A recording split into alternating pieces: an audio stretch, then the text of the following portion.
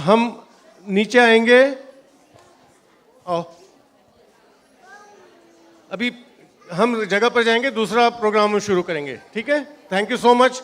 Love you all and you are the inspiration for all of us. Thank you so much. अच्छा, now who will take them there? Volunteers, please come. Brinda, you got to help us usher the children to Tamarind or wherever they are supposed to go.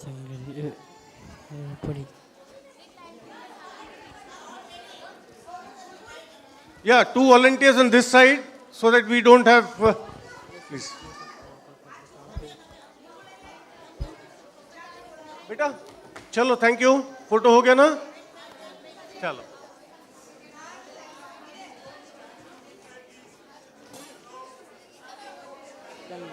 Hello.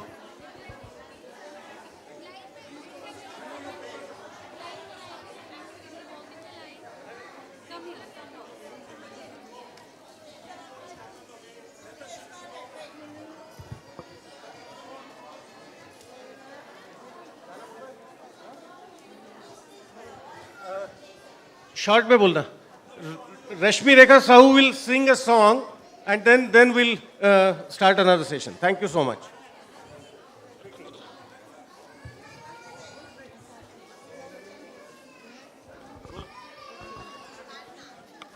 हम होंगे कामयाब. So I'll request the audience also to join and encourage the spirit with which our children have come together and they perform. Please. हम होंगे कामयाब, हम होंगे कामयाब एक दिन. ओहो बनने विश्वास, पूरा है विश्वास. हम होंगे कामयाब एक दिन. Lot of support is needed. एक चांद चारो, ओगे चांद चारो एक दिन. ओहो बनने विश्वास, पूरा है विश्वास. हम होंगे कामयाब एक दिन. हम चलेंगे साथ साथ, डाले हाथों में. हम चलेंगे साथ साथ एक दिन. ओहो मन में है विश्वास, पूरा है विश्वास. हम होंगे कामयाब एक दिन. Thank you. Thank you so much.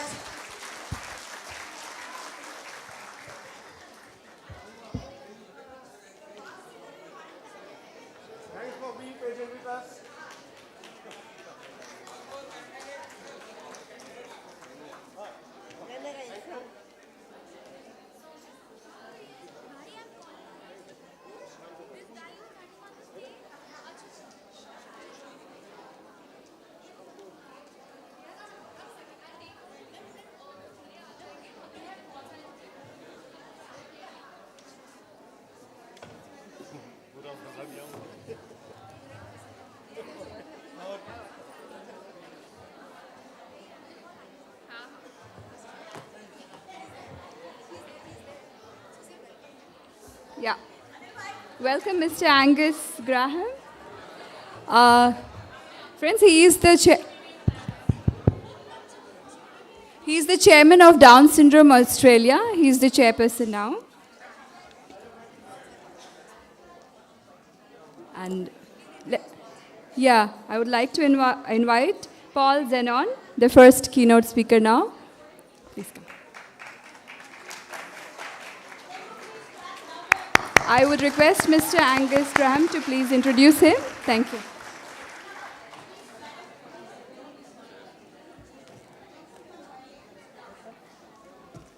Thank you.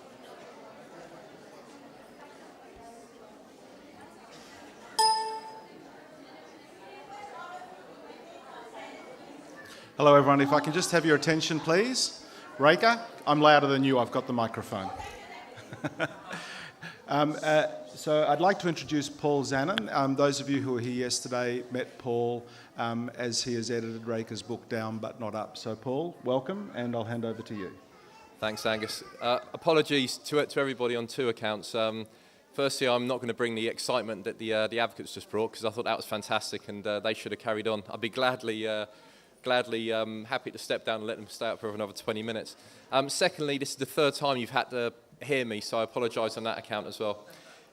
Okay, so Down syndrome research. Some of you are probably thinking it's going to be an academic talk. No, I'm not an academic person. I leave that to the academic heavyweights like Professor Tony Holland and Dr. George Capone.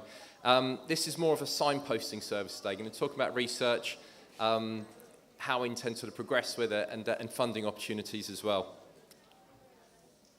Okay, one size doesn't fit all. It's a simple statement, but yesterday I was very lucky to be an observer, or the day before, whenever it was.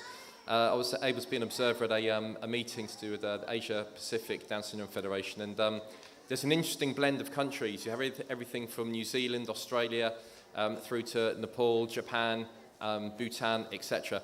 And just some of the examples here where you're looking at cultural, economic, educational differences. If you're looking to do a research study on something like the barriers to entry for education, within somewhere like, let's say, Australia, New Zealand, barriers to entry may be things like a certain small stigma connected with people with Down syndrome, getting them involved in mainstream education, things like employment, etc. Whereas certain rural areas or certain countries with certainly financial restrictions, limited resources, getting a person into education is not going to be the issue. Getting a person without Down syndrome from the general population into education is probably just as big a barrier. So conducting a study on something like education for perhaps some of the poorer countries, poorer regions, etc., would certainly be of interest, but not just stopping there. I'm going to mention collaboration later in terms of getting like-minded people together. I'm also aware that there's a tea break on the horizon, so I'll make sure that I speed up. There's a lot of thirsty people out there, and I'm one of them. Okay, areas of interest. Dr. Recker has expressed certain areas. Now, sleep apnea, we have heard a lot about from a lot of people. So obviously a massive area of interest. We've heard some great angles from great talkers. And it seems that with all that information, there is still a big niche for new interest and an evolving level of knowledge to be expanded upon. Dementia, you're going to have the pleasure of listening to Professor Tony Holland later, and he's going to share his experiences, but I think he'll also be one of the first people to agree that it's an area which can always do with more time invested into it to discover the correlation or expand upon the correlation between dementia, Alzheimer's, and Down syndrome. Sport, well, I'm biased. I'm going to say inject all the money into sport. But it's as I said yesterday, it's an area which has got incredible benefits to it. Employment, again, depending which country, region you're from, you'll be at different stages of development within that, but it's an area of huge interest and certainly needs research and money injected into it. I'm going to jump straight into mental health there. So very poignant because the Recker's book, Down But Not Out, you're looking at a person with Down syndrome with a mental health condition. The whole sort of dual diagnosis between mental health. I mean, Dr. George Capone was talking about anxiety, depression before. There is a huge scope for a number of research projects within there. And again, the good thing about this one is that as opposed to, say, employment or education, the benefits of a research study to do with mental health and Down syndrome would be of benefit to every country. The exciting part, I can't even remember if it's going to be exciting, but let me go to the next slide. Awards, that is exciting.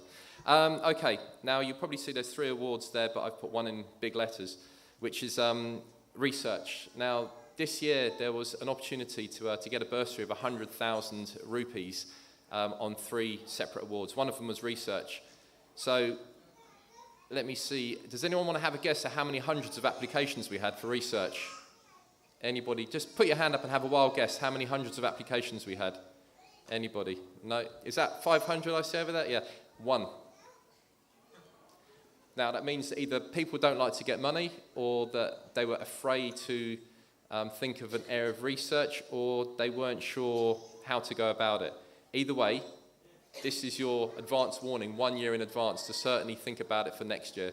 There's money available out there, and those are some of the areas that I previously mentioned. Not limited to those areas, but certainly have a think about it.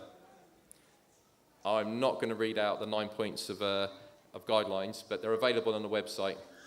So in terms of if you are looking to apply, the only thing I would say to remember is you can't apply yourself. You need to nominate someone or their organisation. Okay, I think we kind of covered that. Right, funding clever. So another thing that I was lucky to observe from the Asia Pacific meeting the other day, between the various countries that came together, apart from an incredible group of like-minded people, and it really was an incredible group of like-minded people, what we suddenly realised was that there was a lot of overlap between countries. So you probably heard the expression, don't try and reinvent the wheel. There are very few inventions on this planet which are 100% unique. You think about it, someone comes out with a brand new bike, but it's a different type of bike. It's a new car, but it's a different type of car. It's always a lot of fine-tuning along the way. So look at research as an advancement, a step forward of a particular area. Now, if you're going to do that, don't think that you've got the most unique projects on the planet. If New Zealand, Australia, Japan, and whichever other countries are thinking, you know what, we could probably benefit this together, then work together, which comes on to the next point, collaboration. Share a common goal. Use more than one brain to come together. You get like-minded people, intelligent like-minded people in a room, you can achieve magical things. You really can. Now, funding. Ignore for a moment the Babley Foundation. There are big funders out there, big global funders out there. I'm going to mention some names, but I'm not even sure if they deal with the world of Down syndrome, learning disability, etc. But let's say a global brand like Pepsi, Coca-Cola, certain oil companies, etc. Let's say they had a bursary of $100,000 US. Now, if India applies on its own for this, they've got a certain chance. If India, Japan, Australia, and New Zealand apply for a grant together, the company can say, you know what? It's worth listening to this because we're going to cover a much wider geography, and selfishly, this is going to be very true what I'm about to say, the company are going to want to get a big bang for their buck. They're going to want to get as much publicity for it, and by having 4 countries involved in it, the chances are that's going to happen. Now, I worked in fundraising for many, many years, well over a decade, about 13, 14 years, in fact, as a professional, within the professional arena of fundraising. I know for a fact that within the corporate social responsibility of companies, they will check out their marketing and advertising budget, and they'll say, if we go to, say, a big advertising company, for £50,000, £100,000, we might get 1 week of posters at bus stations or on a train. But if we were to get, for example, these 4 associations or 5 associations from different countries for a project looking at employment for people with Down syndrome, we might get a year's worth of publicity, 4 different countries, websites, T-shirts, God knows where. So you need to convince the companies that, from a marketing perspective, you are much stronger than any opportunity they may have commercially. In terms of your project, I'm going to go on to point 4, that be prepared to put in the hard work. Write a good business plan. Make sure that it's vetted by a lot of people. Taking a small step back, sustainability. Look at it as a 3 to 5 year project. Don't just look at it as we have a thing we want to do over summer. No, forget about that. Always look at your projects big. You can scale things down afterwards, that's the easier part. In terms of being prepared to put into the work, once you've put in all the hard work for a business plan, then you need to be thinking about how we're going to roll it out. Who's actually going to deliver on the ground? Then you're going to have to report back to the funders every 6 months. Be prepared to do that. Be prepared to excel your targets as well. And if you perform well, there's a good chance they may want to support you again. So, little things to think about there.